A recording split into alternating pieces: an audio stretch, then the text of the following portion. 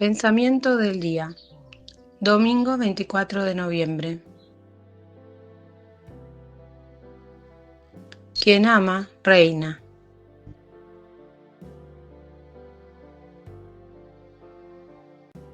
Cuando yo sea levantado en alto sobre la tierra, atraeré a todos hacia mí.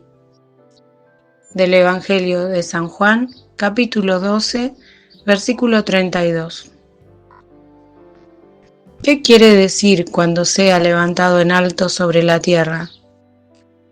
Para el evangelista Juan, esta expresión significa al mismo tiempo ser levantado en la cruz y ser glorificado.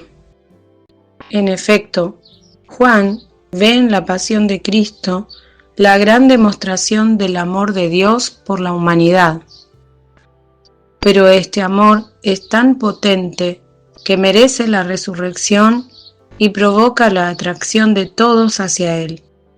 En torno a Cristo elevado se construirá la unidad del nuevo pueblo de Dios.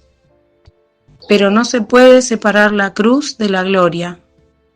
No se puede separar al crucificado del resucitado. Son dos aspectos del mismo misterio de Dios que es amor. ¿Cómo vivir nosotros esta palabra? ¿Cómo responder a tanto amor? Si Jesús murió por todos, todos son candidatos a seguirlo. Y es más, todos son candidatos a ser otros Él. Miremos, por lo tanto, a cada criatura humana con estos ojos, es decir, con una mirada de amor que va más allá de todas las apariencias.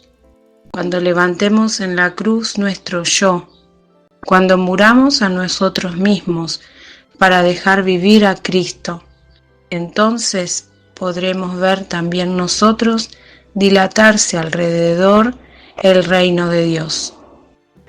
Se ha dicho que el mundo es de quien lo ama y mejor sabe demostrárselo. ¿Quién ha amado mejor que Jesús?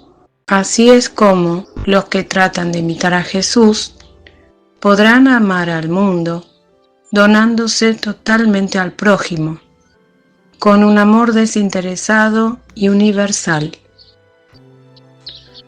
Chiara Lubich, fragmentos del comentario a la palabra de vida de abril de 2000.